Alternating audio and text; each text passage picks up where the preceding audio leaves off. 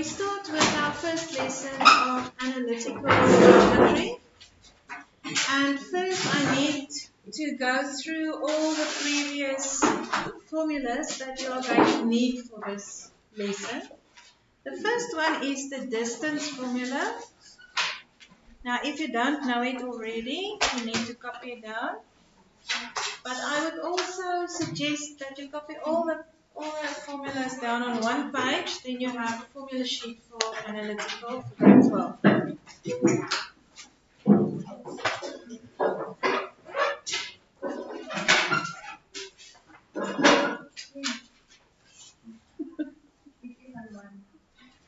Midpoint. If you need to calculate the middle of a line, you need the midpoint formula, and that's always a coordinate.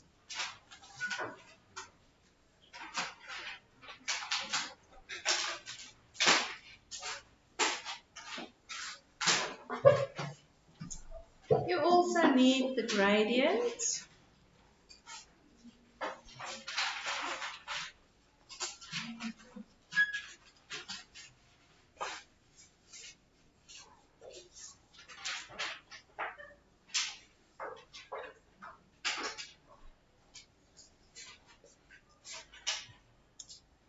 The inclination of a line. I can either give you the angle and ask the gradient, or I can give you the gradient of the line and ask the degrees of the angle.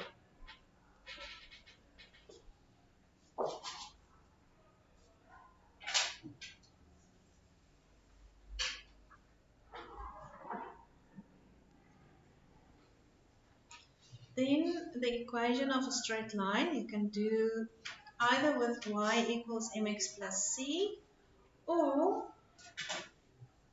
with y equals y1, y minus y1 equals mx minus x1.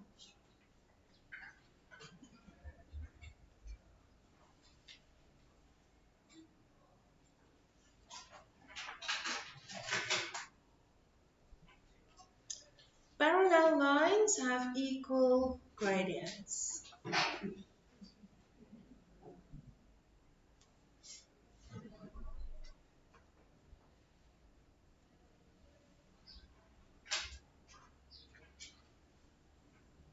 Perpendicular lines, you need to multiply the two gradients and get an answer of -1.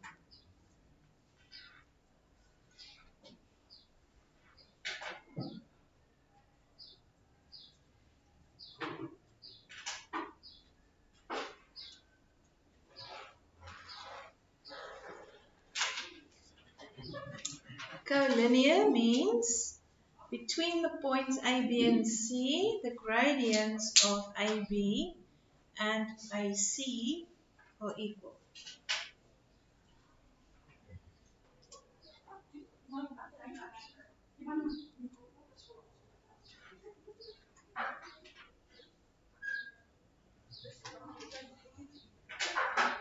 And then we get to today's equation. We are going to do circles in grade 12 analytical.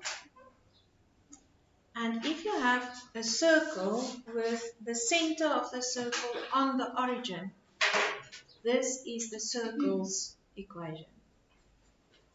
Very important, the center is on the origin.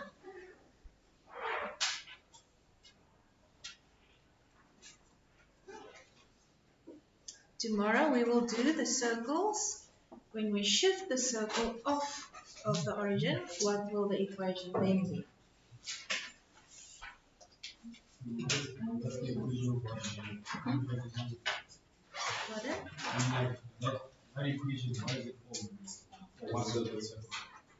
For any circle,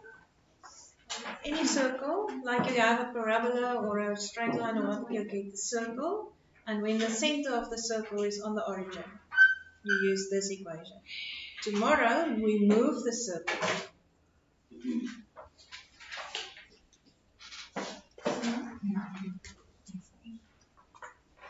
Okay, page 1.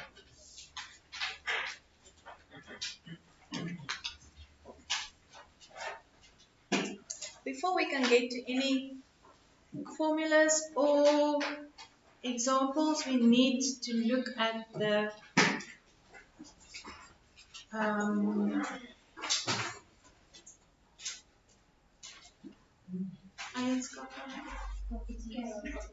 properties, okay, and certain vocabulary.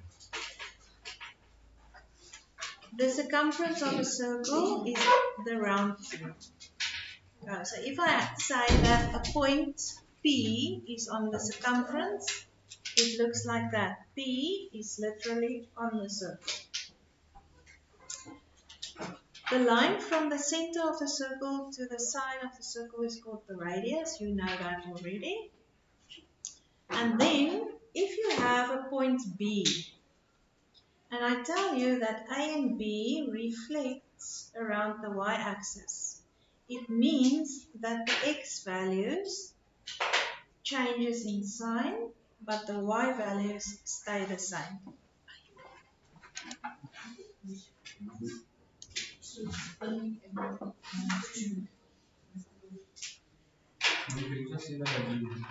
A and B reflects around the y-axis, therefore the y values stay the same, but the x values change in sign. Also, if you have two values like A and C, and they reflect around the x-axis, it means that their y values change in sign. Okay. You should know that already. Then, okay, if you have A and C on the circumference, and I tell you they are reflecting around the x-axis, then the x values stay the same, but the y values change in sign. Okay. The equation of a circle with a center at the origin looks like this. X squared plus y squared equals radius squared. So if you need to form this equation, I can either give you a point on the circumference, like P, and then you substitute the x and the y values there to get r squared. Or I can give you the radius and then ask what is the equation of the circle, and then you just square the radius. Okay, we're going to do separate examples. The first example is you need to determine the equation of a circle with its center at the origin. That is the important clue to say which equation you're going to use. Center at the origin means we use that equation. And I tell you the radius is 7. So we use that equation. And we substitute 7 into radius, but it's squared. And then you get your equation of that circle. X squared plus y squared equals 49. Now I want you to write this in. Remember that radius is not 49. Radius is the square root of 49. So don't make the mistake when you have follow-up questions to say that the radius is 49, it's radius squared. So to get the radius, you need to get the square root. Are you all with me? It's very easy. Analytical in grade 12 is very easy. Really, it's level 1 sort of. But the sums are long. You have to work out a lot of things. But the things that you need to work out is very easy. Example 2. A point on the circumference is given now. So I want the equation of the circle with the center on the origin. Therefore, we use that formula. But now they don't give you the radius, they give you the point on the circumference, 6, 8. So if you use 6, 8, you have to write it, and you substitute the 6 into x squared and the 8 into y squared, and then you work out r squared.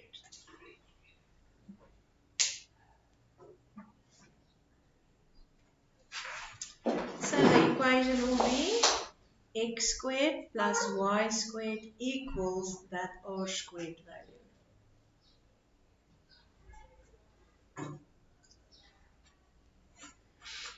Follow-up question.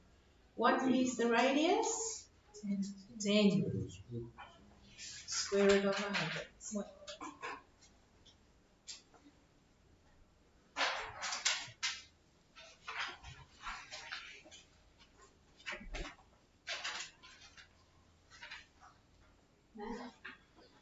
With the circle, it's not y is equal to Yeah. x squared plus y. Yes.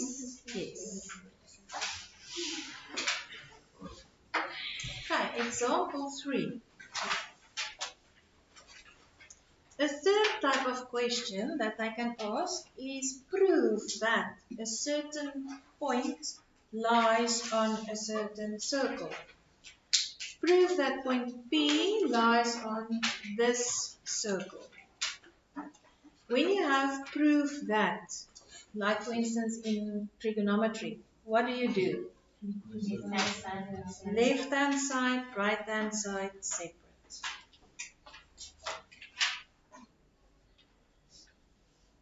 So, we write the left hand side of the given equation and the right hand side of the given equation. Then we substitute the point into the left hand side and we get 25, which equals to the right hand side.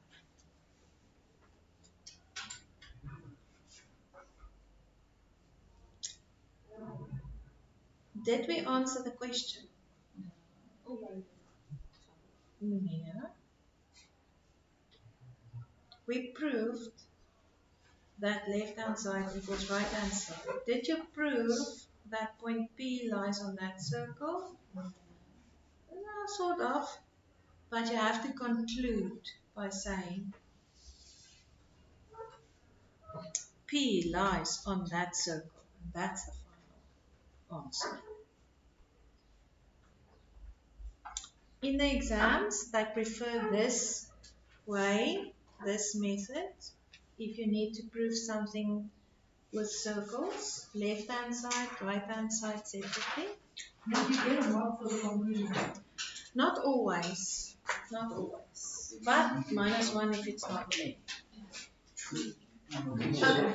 There's another way to do this, a shorter way. You substitute the point into the whole equation or the whole formula. And then you work out r squared and you see that it's 25. And then you conclude by saying, yes, P lies on that circle. Okay.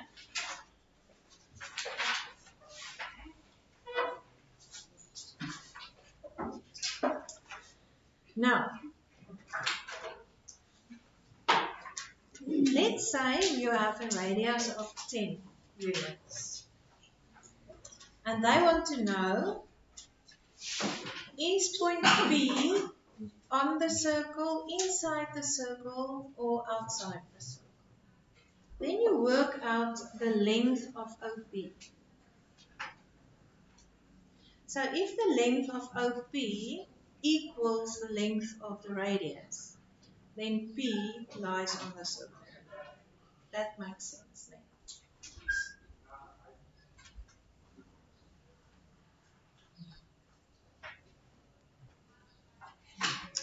If, let's say, OP is 4 units, our radius is 10 units, so OP is shorter than the radius, then P is inside the circle.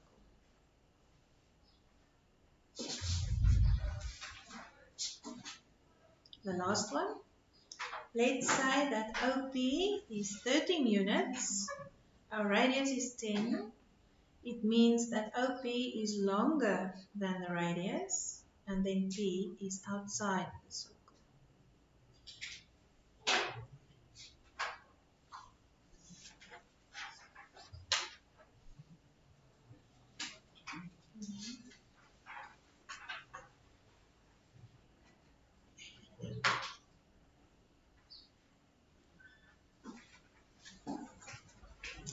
Okay, next up is exercise 1. The whole exercise 1 is for homework. It's short questions, but we still need to mark Euclidean up until the end. So your homework for tomorrow is exercise 1, number 1 to 7.